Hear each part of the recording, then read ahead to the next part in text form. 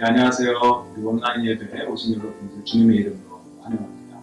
잠시 기도하면서 예배 시작하도록 하겠습니다.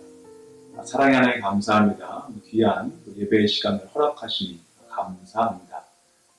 오늘 이 시간 마음을 열고 주님 앞에 온 마음을 들여 정성을 들여 예배하는 시간 될 수 있도록 도와주시옵소서. 어지러운 세상 속에 저희가 살고 있습니다. 어지럽지만 주님의 말씀을 붙들고 오늘도 승리할 수 있는 저희들 될 수 있도록 인도하여 주시옵소서. 감사드립니다. 예수님의 이름으로 기도합니다. 아멘. 오늘 주님께서 주신 말씀은 마가복음 15장 1절에서 5절까지 말씀입니다. 마가복음 15장 1절에서 5절까지 말씀 같이 보도록 하겠습니다. 마가복음 15장 1절에서 5절 같이 읽습니다.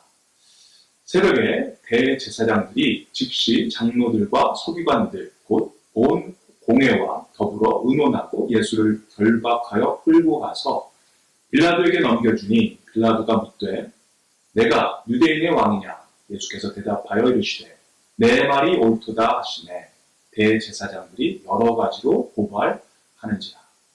빌라도가 또 물어 이르되 아무 대답도 없느냐? 그들이 얼마나 많은 것으로 너를 고발하는가 보라 하되 예수께서 다시 아무 말씀으로도 대답하지 아니하시니 빌라도가 놀랍게 여기더라.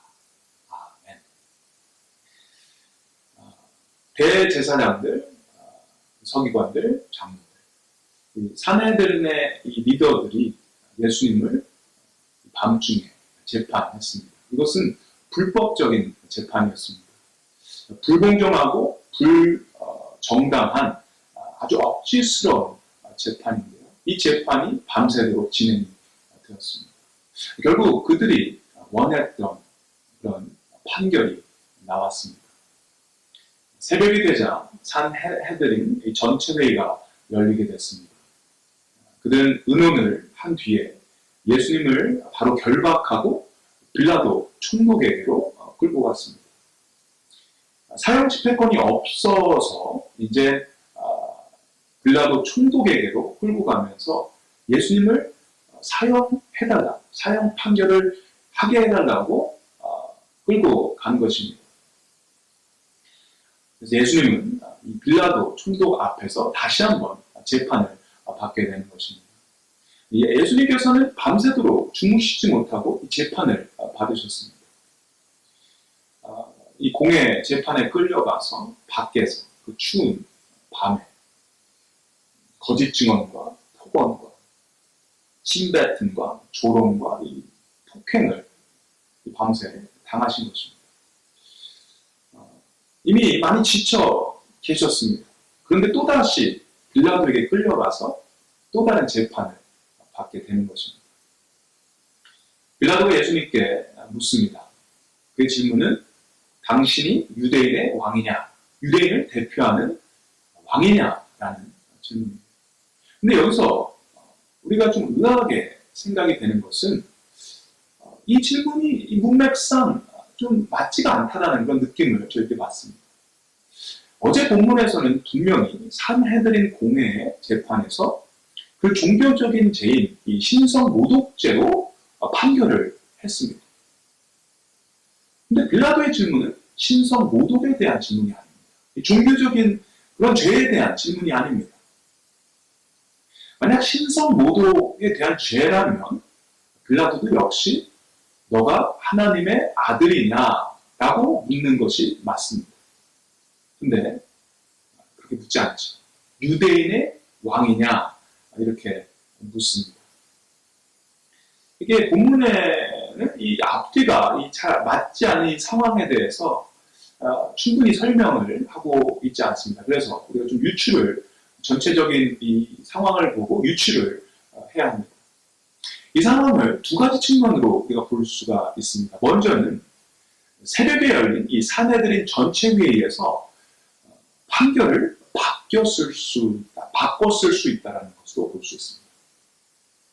어제 말씀드린 대로 이 신성 모독죄, 종교적인 문제를 가지고는 사형을 시킬 수가 없습니다. 굉장히 어렵습니다. 유대법에서는 이것이 굉장히 심각한 죄일 수가 있습니다. 하나님을 모독하는 죄. 유대 사람들한테 이것은 굉장히 큰 죄가 될 수 있어요. 하지만 지금 이 사람들은 로마 정권 안에 있습니다. 로마 사람들은 우상을 섬기는 사람들이죠. 하나님을 믿는 사람들이 아닙니다. 그래서 로마 사람들한테 이것은 그렇게 큰 죄가 되지 않는다라는 것입니다. 사형을 시킬 만한 그런 죄가 아니라는 것이죠. 그래서 새벽에 열린 이 산헤드린 공회에서 신성모독이라는 이 종교적인 죄로 사형시킬 수 없으니까 바꾼 겁니다. 정치적인 죄, 반란죄 이런 것으로 누명을 만든 것입니다. 이것으로 고소를 해야지 예수를 사형시킬 수 있다는 결정을 했던 거라고 볼 수 있는 거죠. 예수님이 자신이 유대인의 왕이고 로마의 반란을 일으키려고 하는 그런 사람이다. 반역죄 예수님을 고발했을 수 있다는 거죠. 정치적인 이 죄, 이 반역죄, 반란죄는 사용할 만한 그런 죄가 될 수 있습니다. 유대 종교 지도자들은요, 이 목적이 분명합니다. 그리고 그 목적을 위해서는 수단과 방법을 가리지 않습니다. 어떻게 해서든지, 거짓말을 해서든지, 누명을 씌우고, 거짓 증인을 세우고, 이 방법을 쓰더라도 자기들이 원하는 그 목적에 다다르려고 합니다. 그래서 이런 일들을 충분히 할 수 있는 그런 사람들이죠. 두 번째는 빌라도가 이 정치적인 사람이기 때문에 그렇다라는 추측을 저희들이 할 수 있습니다.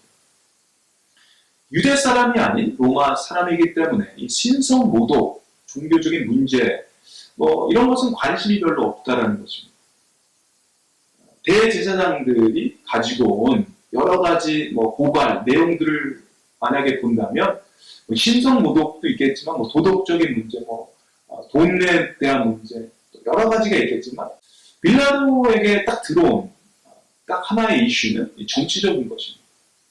빌라도의 관심은 이 사람이요 정치적으로 유대인 왕으로 로마에 대해서 반항을 하고 반기를 들고 반란을 일으킬 수 있는 사람이냐 아니냐 이런 것이 더 관심이 갔던 것입니다. 그래서 단도직입적으로 이렇게 물어보는 것입니다. 당신이 유대인의 왕이냐? 정치적인 그런 질문입니다. 이 두 가지 모두 충분히 그럴 수 있을 것 같습니다. 어쨌든 지금 예수님은 빌라도 앞에서 마지막 재판을 지금 받으시고 계십니다.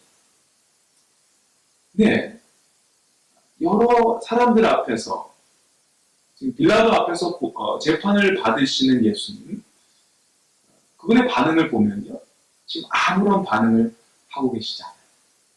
전혀 자신에 대한 어떤 변호를 하시지 않죠.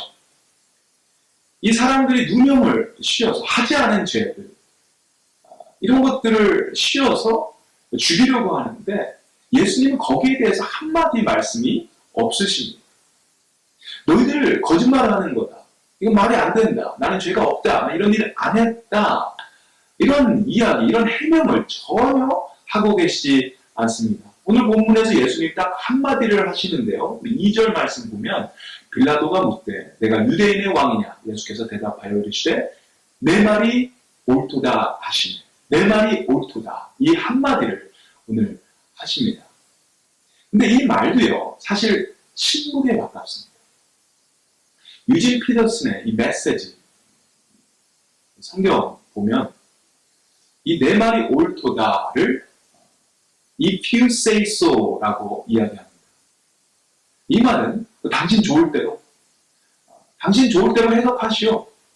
당신 좋을 대로 생각하시오. Whatever you say. 이런 의미를 가지고 있는 이야기죠. 그러니 이것 역시 침묵에 가까운 그런 말이라고 할 수 있습니다. 예수님께서는 침묵을 하시고 계셨어요.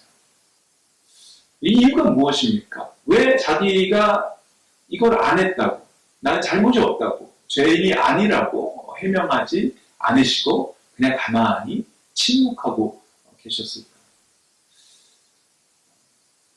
묵비권을 행사하시는 걸까요? 내가 말을 좀 잘못하면 이것이 나에게 불리한 어떤 그런 증언이 돼서 나를 나중에 힘들게 할 거다, 불리하게 할 거다, 뭐 이런 것 때문에 지금 묵비권을 행사하시는 건가요? 아니면 내가 정말 능력이 없기 때문에 이 말을 잘 못해서 지혜가 없어서 무능력해서 그들의 어떤 그 힘에 권력에 그냥 굴복하는 그런 모습인가요? 그래서 침묵하신 건가요? 아니죠. 예수님의 침묵은요, 예루살렘으로 가서 이루어야 할 십자가의 사명을 위한 침묵이었습니다. 십자가의 길을 가기 위한 침묵이었어요.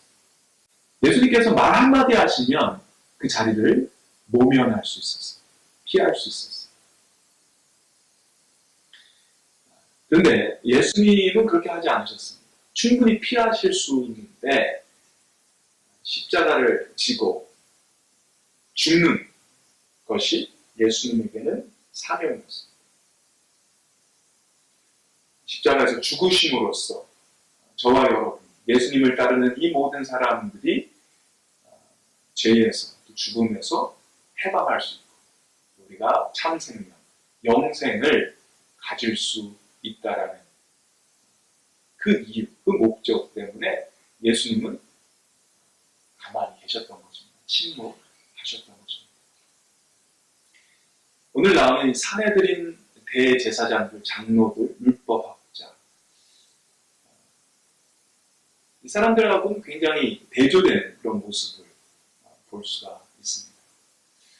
이 유대 지도자들은 어떤 모습이었죠? 이들은 자기의 뜻을 관철시키기 위해서 없던 것도 만들었죠. 많은 이야기를, 유언비어를 만들어서 예수님을 죽이려고 했습니다. 로마 총독 빌라도는 어떤 모습이었죠? 그의 이야기는 자신의 권력을 유지하기 위해 자기의 정치적 입지를 지키기 위해서 정치적인 이야기만 하는 모습을 볼 수가 있습니다. 우리는 살면서 여러 가지 이야기를 듣고 또 여러 가지 이야기를 하면서 살고 있습니다. 그런데 오늘날 우리가 하는 이야기, 우리가 듣는 이야기들, 이 많은 이야기들이요, 어쩌면 유대 지도자들이 지금 하고 있는 유언비어, 가짜 뉴스, 거짓 증언들과 같은 그런 비슷한 그런 이야기들을 저희들이 많이 듣고 하고 있지는 않은지 그런 생각을 하게 됩니다. 내 자신의 이익을 위해서 없는 이야기를 만들어내고 남을 헐뜯고 남을 낮추려고 하고 정죄하고 뭐 이런 이야기들을 하는 그런 이야기가 많은 그런 세상에 저희들이 살고 있다는 생각입니다. 그리고 저희 자신도 그런 모습이 있지는 않았는지 되돌아보게 되는 것 같습니다. 그리고 빌라도의 말처럼 나의 명예, 나의 가족, 나의 학업, 나의 사업, 나의 이익만을 위한 그것을 지키기 위한 이야기들, 그런 말들을 저희들이 너무 많이 하지 않았나 이런 생각도 하게 됩니다. 오늘 예수님께서는요, 유대 지도자들 그리고 이 빌라도와는 너무나 다른 이야기를 하고 계십니다. 예수님이 한 이야기는 침묵입니다. 아무런 말씀을 하시지 않으셨습니다. 할 수 있는데도 불구하고 충분히 그 자리를 피할 수 있는데도 불구하고 예수님은 침묵을 지키셨습니다. 주님의 나라를 위해서, 십자가의 대의를 위해서 불공평한 일을 당하고 불정당한 그런 일을 당하는데도 불구하고 계속해서 침묵을 지키신 예수님의 모습을 저희가 보게 됩니다.